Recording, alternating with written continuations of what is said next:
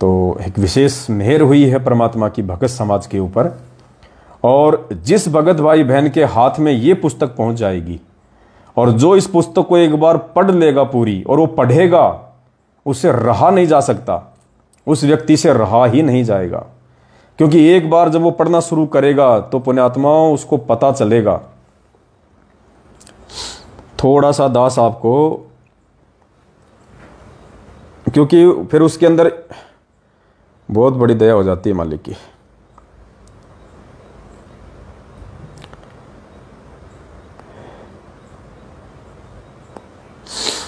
और साथ में जो सेवा के लिए जो पुस्तक है कल की आ चुका है, वो पुस्तक भी साथ ही छप रही है। तो दोनों पुस्तकें परमात्मा की दया से भगत समाज के पास में पहुंच जाएगी। और पुण्यात्मा दास एक बार जो जो शंकाएं हैं आप ध्यान से सुनना, इन शंकाओं से बाहर जहां तक दास की बुद्धि काम करती है किसी भाई बहन की शंका हो ही नहीं सकती, कोई शंका नहीं हो सकती। और अगर है तो फिर वो फालतू की शंका है, फिर वो फालतू की शंका है। फिर उस शंका का समाधान उसको गुरुजी का सत्संग ही सुनते रहना चाहिए। और जब कभी उसकी बुद्धि विकसित होगी, कभी उसके भक्ति संस्कार मजबूत होंगे, तो ही वो चीजें उसके समझ में आएंगी। तो इतनी इंपॉर्टेंट पुस्तक ये बनवाई है परमपिता परमेश्वर सदगुरु रामपाल जी भगवान ने। और इस पुस्तक के लिए दास आपको बताना चाहेगा कि सतलोक आश्रम मैनेजमेंट हरियाणा से भी हमारे पास में इतनी व्हाट्सएप आ रही हैं, इतनी व्हाट्सएप पे मैसेज आते हैं, भगत जी पुस्तक कब छप रही है, अपना एड्रेस लिख लिख के भेज रहे हैं। दास कह रहा भी रुको, थोड़ा सा इंतजार करो, पुस्तक छपने के बाद में दास एक मोबाइल नंबर देगा, उसी नंबर पे आपने अपना पूरा एड्रेस कैसे डालना है, क्या क्या लिखना है, क्या करना है, फिर दास बताएगा। और डाक से या कोरियर से ये पुस्तक किन किन व्यक्तियों को भेजी जाएगी और किन किन व्यक्तियों को नहीं भेजी जाएगी वो भी बताया जाएगा। सभी को डाक से नहीं भेजी जाएगी ये।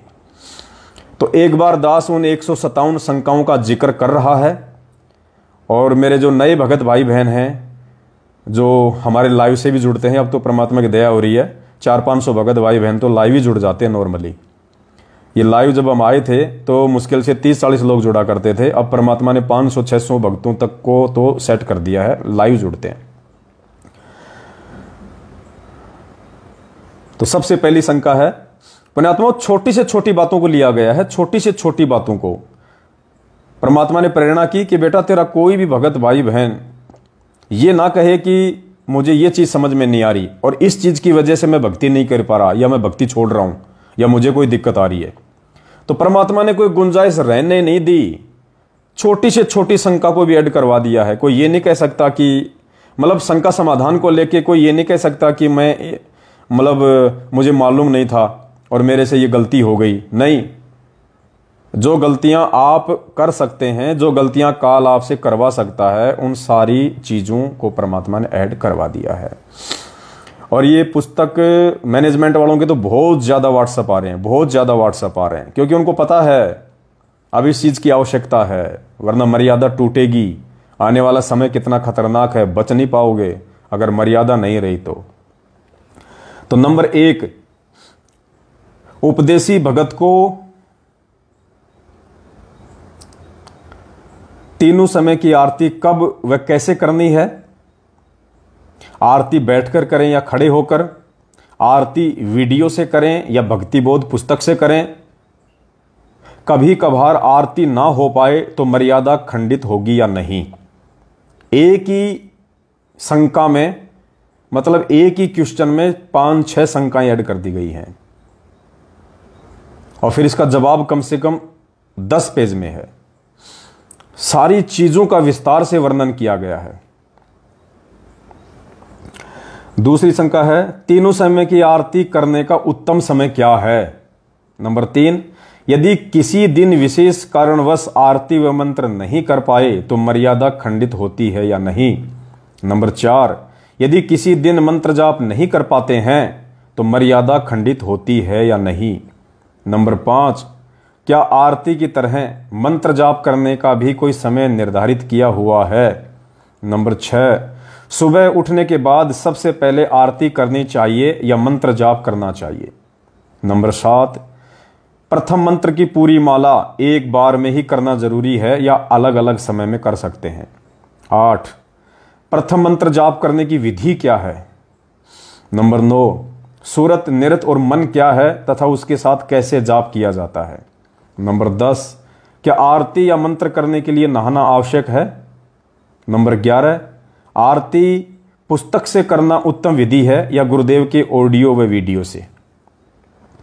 नंबर 12, यदि भक्तिबोध पुस्तक के साथ ही तीनों समय की आरती करना है तो फिर गुरुदेव ने आरती का वीडियो किस लिए बनाया होगा? नंबर 13, आजकल मोबाइल में आरती की पीडीएफ पुस्तक उपलब्ध हो जाती है, क्या मोबाइल के माध्यम से भक्तिबोध पुस्तक को पढ़कर आरती की जा सकती है? नंबर 14, बोलकर आरती करना जरूरी है या मन ही मन में भी आरती कर सकते हैं? नंबर 15, प्रथम मंत्र का जाप 108 बार ही करना है या ज्यादा भी कर सकते हैं? नंबर 16, भगत के घर में चरणामृत व प्रसाद खत्म हो जाए और हाथ में बांधे जाने वाला रक्षा सूत्र गंदा हो जाए, टूट जाए तो क्या करें? नंबर 17, चरणामृत पीने की वास्तविक विधि क्या है? नंबर 18, चरणामृत क्यों पिया जाता है? नंबर 19, प्रसाद ग्रहण करने का उत्तम तरीका क्या है? जो प्रसाद हमें नाम दीक्षा के समय जो दिया जाता है तो उस प्रसाद को ग्रहण करने का सही तरीका क्या है? 20, क्या भगत अपने छोटे बच्चों को प्रसाद और चरणामृत पिला सकते हैं? नंबर 21, क्या उपदेशी माता पिता के छोटे छोटे अनुपदेशी बच्चे मंत्र जाप कर सकते हैं? नंबर 22, यदि रक्षा सूत्र, चरणामृत और प्रसाद समाप्त हो जाए तो क्या करें, कहां से लाएं? नंबर 23, यदि रक्षा सूत्र गल जाए, टूट जाए या गुरुदेव की फोटो खराब हो जाए, गीली हो जाए या फट जाए तो उनका क्या करें? नंबर 24, घर पर दरबार साहिब में क्या क्या वस्तु रखनी चाहिए? नंबर 25, उपदेश प्राप्त करने के बाद पाठ प्रकाश, ज्योति हवन व 10वें अंश का पैसा कहां देना चाहिए? थोड़ा प्रकाश डालिए।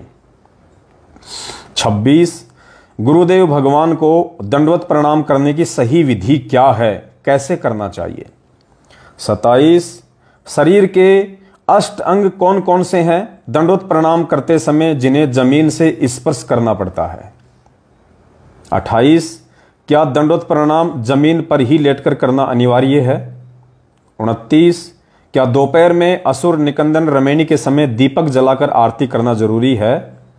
30, क्या नाम उपदेश लेने के बाद घर पर अखंड ज्योति जला सकते हैं?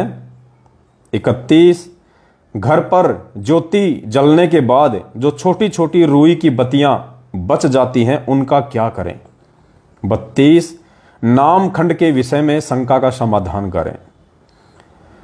33, 5 यज्ञ क्या हैं, कैसे और कहां करनी होती हैं? 34, हाथ में रक्षा सूत्र व गले में लॉकेट डालना जरूरी है या नहीं? 35, कुछ दिनों के लिए मजबूरीवश या काम धंधे के चलते घर से बाहर जाना पड़ जाए और ज्योति नहीं जला पाते हैं तो क्या उसमें दोष लगता है? 36, घर में एक ही कमरा है, वहीं पर परमात्मा का दरबार लगा है, उस कमरे में पति पत्नी कर्म करने से मर्यादा खंड होती है या नहीं? 37, उपदेशी भगत पूजा पाठ में धूप या अगरबत्ती का उपयोग कर सकते हैं या नहीं? 38, घर में शादी विवाह या अन्य कोई भक्ति नियमों के विरुद्ध कार्यक्रम होने पर यदि परिवार वाले भगत से सलाह मांगते हैं तो क्या करें? 39, गुरुदेव की अनुपस्थिति अर्थात गैर हाजिरी में उनके दर्शनों के लिए आश्रमों में या तीर्थ धाम पर जाना चाहिए या नहीं? 40, मेरा पति अनुपदेशी है तथा वह नौकरी करता है, दान धर्म के लिए पैसा नहीं देता है, मैं 10वें अंश या सेवा के लिए पैसे कैसे निकालूं, कोई समाधान बताइए। 41, घर में पत्नी या माता पिता के साथ थोड़ा बहुत मन मुटाव या झगड़ा होने पर मन करता है कि घर त्याग कर कहीं और चले जाएं, ऐसी स्थिति में क्या निर्णय लें? 42, क्या हर बार भोजन या नाश्ता करते समय अन्न देव की आरती करना जरूरी है? 43, क्या अन्नदेव की आरती बोलकर करना जरूरी है? 44, भोजन करने से पहले अन्नदेव की छोटी आरती कैसे करें? 45, भोजन करने के बाद अन्नदेव की बड़ी आरती कैसे करें? 46, दिन में 5 बार भोजन या नाश्ता करते हैं तो क्या हर बार अन्नदेव की दोनों आरती करना जरूरी है? 47, मैं अनपढ़ हूं तो अन्नदेव की आरती कैसे करूं? 48, यदि परिवार में सभी सदस्य उपदेशी हैं तो प्रथम मंत्र का जाप एक साथ बैठकर और बोलकर कर सकते हैं या नहीं? 49, घर में छोटा बच्चा है और अनुपदेशी है, क्या उसके सामने प्रथम मंत्र का बोलकर जाप कर सकते हैं? 50, यदि बच्चा किसी अनुपदेशी रिश्तेदार या भाई का है तो उसके सामने मंत्र जाप कर सकते हैं या नहीं? 51, उपदेशी भगत के बच्चे सरकारी स्कूल में खिलाया जाने वाला मिड डे मील दोपहर का भोजन खा सकते हैं या नहीं? 52, उपदेशी बच्चे स्कूल में गायत्री मंत्र बोल सकते हैं या नहीं? 53, उपदेशी भगत किसी दूसरे अनुपदेशी व्यक्ति का जूठा खाना या उसके साथ भोजन कर सकता है या नहीं? 54, क्या किसी अनुपदेशी व्यक्ति के कपड़ों का प्रयोग कर सकते हैं? 55, मेरा बच्चा छोटा है, मेरे साथ खाना खाने की जिद करता है, उसके साथ खाना खाने से मर्यादा खंड होगी या नहीं? 56, उपदेशी भगत मीठी सुपारी व मीठा पान खा सकते हैं या नहीं? 57, क्या भगत कमीशन से संबंधित काम कर सकता है? भगत को कमीशन लेना चाहिए या नहीं? 58, जायज कमीशन या कमाई कौन सी है? 59, किसी भगत या जगत वाले भाई बहनों से पैसे का उधार लेन देन कर सकते हैं या नहीं? 60, यदि भगत ने अपने किसी भगत भाई से या जगत वाले भाई से पैसा उधार लिया लेकिन उधार चुकाने से पहले ही मौत हो जाती है तो क्या भगत के ऊपर भार चढ़ेगा? 61, क्या अनाज वस्त्र आदि देकर भी उधार मदद की जा सकती है? 62, सरकार द्वारा मुफ्त में दिया जाने वाला राशन गेहूं, चावल, दाल, शक्कर, तेल, आटा ले सकते हैं या नहीं? भगत पेंशन ले सकता है या नहीं? 63, यदि मुफ्त का सरकारी राशन नहीं लेना है तो भगत को सरकार की तरफ से दी जाने वाली पेंशन भी लेनी चाहिए या नहीं? 64, बीमारी की हालत में उपदेशी भगत आयुर्वेदिक, एलोपैथिक या होम्योपैथिक दवा ले सकते हैं या नहीं? 65, उपदेश लेने के बाद घर में अपने पूर्वजों की, देवी देवताओं या साधु संतों की फोटो दीवारों पर लगा सकते हैं या नहीं? 66, परिवार में शादी या अन्य किसी शास्त्र विरुद्ध कार्यक्रम में मदद या सहयोग कर सकते हैं या नहीं? 67, यदि भगत अकेला उपदेशी है और घर में अन्य आन उपासकों द्वारा कोई धार्मिक अनुष्ठान करवाया जाता है तो क्या क्या सावधानी बरतें? 68, यदि शास्त्र विरुद्ध धार्मिक अनुष्ठान घर में ही हो रहा है तो किन किन विशेष बातों का ध्यान रखें?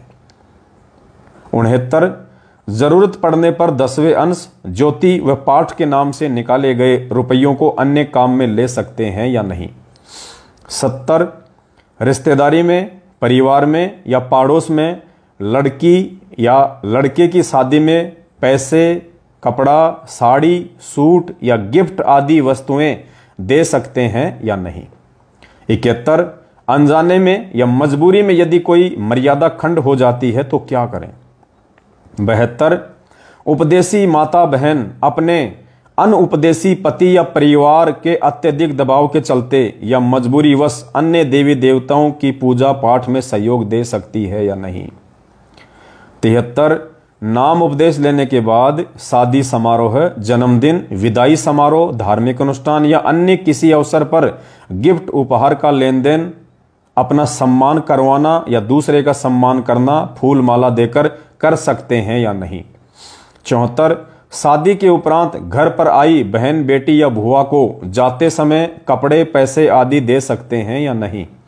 75, नाम उपदेश लेने के बाद बड़े बूढ़ों के पैर छूना, आशीर्वाद लेना देना, दूसरे व्यक्ति को या भगत को good morning, good afternoon, good night, happy birthday, happy new year, goodbye, tata आदि बोल सकते हैं या नहीं? 76, सोने चांदी के आभूषण शरीर पर धारण करने चाहिए या नहीं? सोने चांदी के आभूषण शरीर पर धारण ना करने के पीछे की क्या वजह है? 77 मैं परिवार में अकेली उपदेशी हूं। मैं सोना पहनना छोड़ सकती हूं, लेकिन मेरी मजबूरी है कि घर वालों के विरोध के चलते सोना बेच नहीं सकती। ऐसा करने से गुरुजी के आदेश की अवहेलना होगी या नहीं? 78 उपदेशी माता बहनें टिक्की, बिंदी, मांग, नेल पॉलिश, लाल होठ करना आदि हार श्रृंगार कर सकती हैं या नहीं? 79 हम अपने पड़ोसी या रिश्तेदार के घर शादी विवाह के समारोह में जा सकते हैं या नहीं? किसी मजबूरीवश जाना भी पड़ जाए तो क्या क्या सावधानी बरतें? 80 यदि शादी विवाह में मजबूरीवश जाना भी पड़ जाए तो क्या क्या सावधानी रखें? 81 बच्चों की शादी अर्थात रमेणी कैसे करें व किन किन बातों व मर्यादाओं का ध्यान रखें? यदि बच्चों ने पहले से ही एक दूसरे को पसंद कर रखा है तो माता पिता को क्या करना चाहिए? 82 मैं उपदेशी हूं तथा माता पिता अनुपदेशी हैं। उनकी जानकारी के बिना एक लड़की को पसंद कर रखा है, हम दोनों शादी करना चाहते हैं, क्या करें? 83 मैं उपदेशी हूं तथा माता पिता अनुपदेशी हैं, लेकिन माता पिता अपनी पसंद की लड़की से मेरी शादी करना चाहते हैं, ऐसी स्थिति में क्या करें? 84 मैं उपदेशी हूं, दोनों पक्ष यानी माता पिता और लड़की वाले माता पिता, उसको कहते हैं दोनों पक्ष। मैं उपदेशी हूं, दोनों पक्ष रमेणी व मेरी मर्यादाओं के अंतर्गत शादी करने को भी तैयार हैं, लेकिन लड़की अनुपदेशी हैं। क्या अनुपदेशी लड़की से शादी करना उचित होगा? 85 भक्ति मार्ग में कोर्ट मैरिज करना उचित है या अनुचित? 86 रमेणी में क्या क्या सावधानी रखनी है? 87 यदि कोई भगत सेल्स एंड मार्केटिंग या अन्य कोई ऐसी नौकरी करता है तथा उस नौकरी में उसे झूठ बोलना पड़ता है तो क्या करें? 88 यदि पालतू पशु को चीचड़ पड़ जाएं या शरीर के किसी हिस्से में कीड़े पड़ जाएं तो क्या करें? 89 उपदेशी भगत को जींस या छोटे छोटे तड़क भड़क व फैशन वाले कपड़े पहनने चाहिए या नहीं? 90 घर में अगर चींटी या कॉकरोच आ जाए तो लक्ष्मण रेखा या अन्य कोई कीड़े मकोड़े मारने का स्प्रे या हिट का प्रयोग कर सकते हैं या नहीं? 91 क्या घर के बाथरूम में फिनाइल आदि डाल सकते हैं? उसमें भी तो जीव मरते हैं, ऐसी स्थिति में क्या करें? 92 उपदेशी भगत सिर में किसी भी प्रकार की मेहंदी, बालों में कलर या डाई कर सकता है या नहीं? 93 मैं उपदेशी हूं, मेरी बाल काटने की दुकान है, लोग बालों में डाई करवाते हैं, मुझे क्या करना चाहिए? 94 मेरी नाई की दुकान है, किसी की मौत हो जाने पर मुंडन के लिए बाल काटने जा सकता हूं या नहीं? 95 उपदेशी भगत के घर बच्चा उत्पन्न होने पर या ट्रेन में हिजड़े किन्नर पैसे मांगते हैं या किसी त्योहार पर लोग चंदा आदि मांगने आते हैं तो उन्हें पैसे दे सकते हैं या नहीं? 96 क्या सामाजिक कार्यों के लिए चंदा दे सकते हैं? 97 उपदेशी भगत ने किसी धर्म, जाति या समुदाय विशेष के धरना, रैलियों या अन्य तरीकों से समर्थन करना चाहिए या नहीं?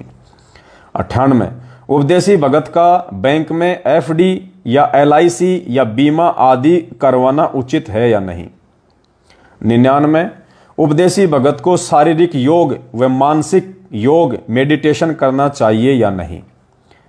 100 नंबर क्या आध्यात्मिक मार्ग में शारीरिक योग व मानसिक मेडिटेशन भगत को नुकसान पहुंचाने वाले हैं?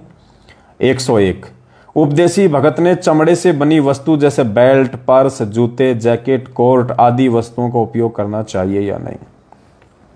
102 यदि कोई भगत आर्मी, पुलिस या अन्य ऐसी नौकरी में कार्य करता है जहां चमड़े से बने बेल्ट, जूते का प्रयोग करना जरूरी है तो ऐसे में क्या करें?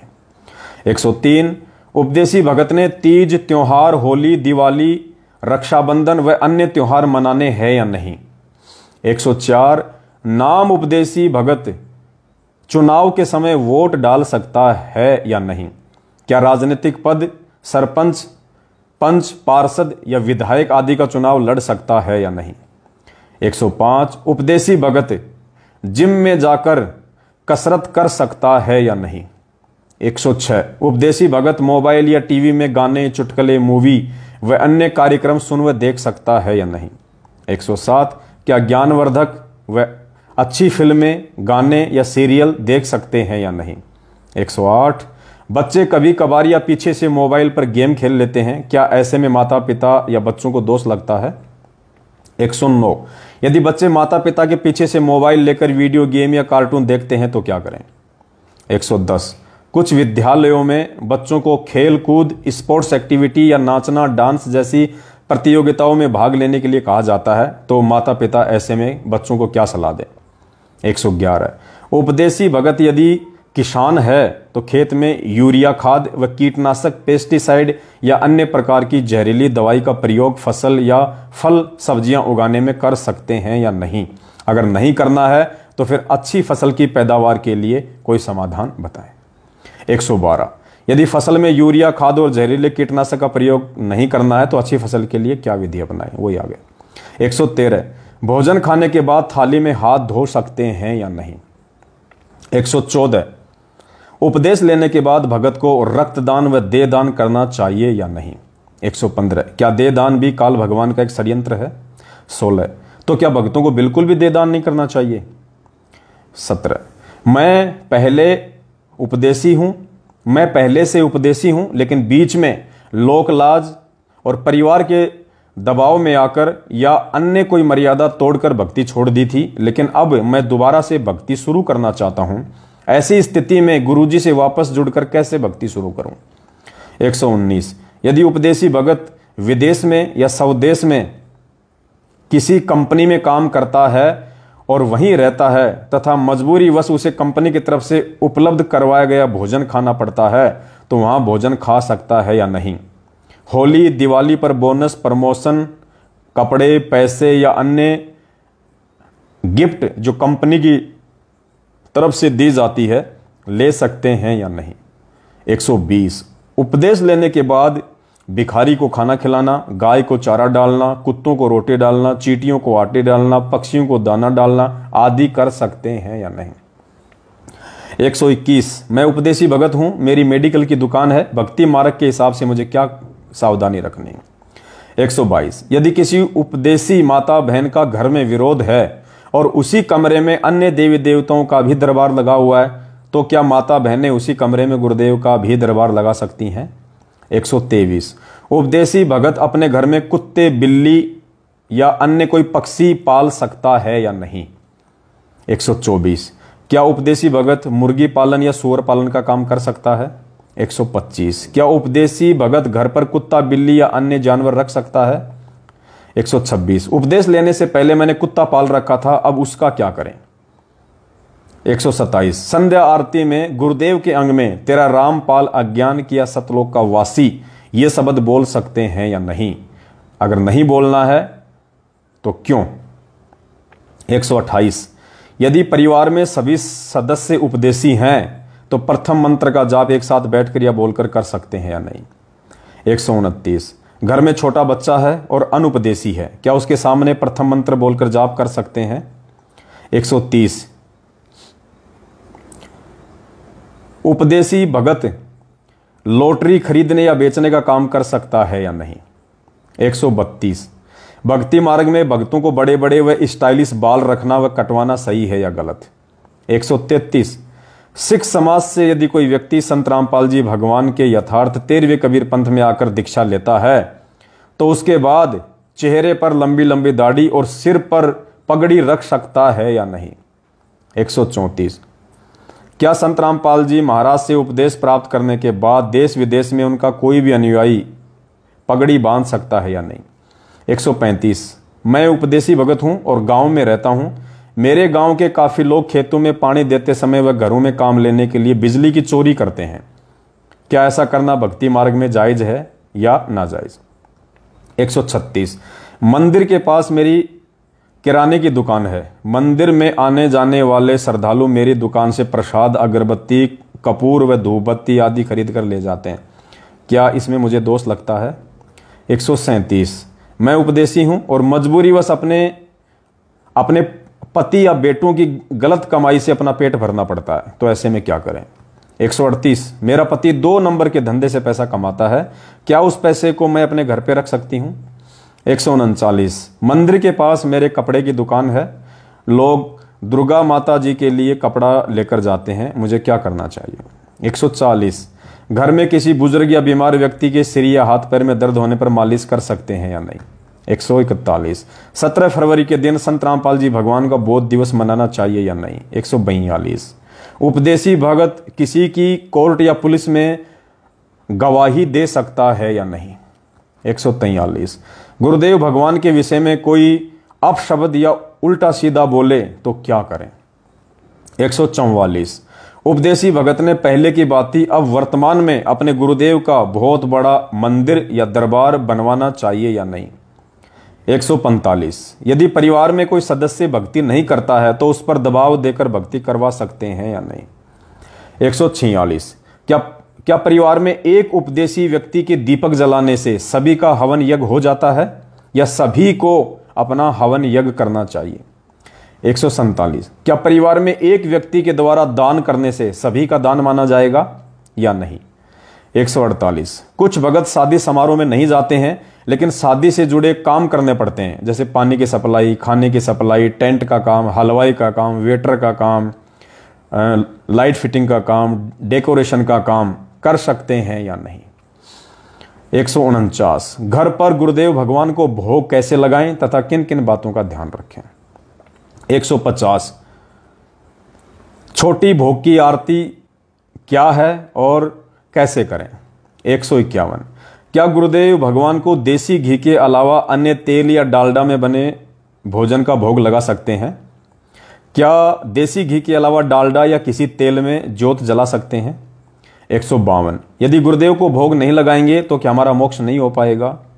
153, मेरा पति अनुपदेशी है, शराब, बीड़ी, गुटखा आदि का नशा भी करता है, मांस भी खाता है, मजबूरनवश ना चाहते हुए भी मुझे पति पत्नी कर्म करना पड़ता है। मुझे शंका है कहीं मेरी मर्यादा तो खंडित नहीं हो रही है, क्योंकि गुरुदेव भगवान ने सत्संग में बताया कि अनुपदेशी व्यक्ति का झूठा नहीं खाना चाहिए, जबकि पति पत्नी कर्म में भी तो गुरु वचन की उल्लंघना होती है।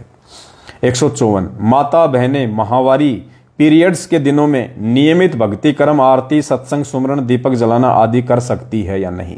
155, उपदेश प्राप्त साधक के घर में किसी उपदेशी या अनुपदेशी की मृत्यु हो जाती है तो किन किन बातों का विशेष तौर पर ध्यान रखना आवश्यक है ताकि मर्यादा खंडित ना हो? पुण्यात्माओं, ये 155 शंकाएं परमपिता परमेश्वर जी के विशेष आशीर्वाद से इस पुस्तक में ऐड की गई है।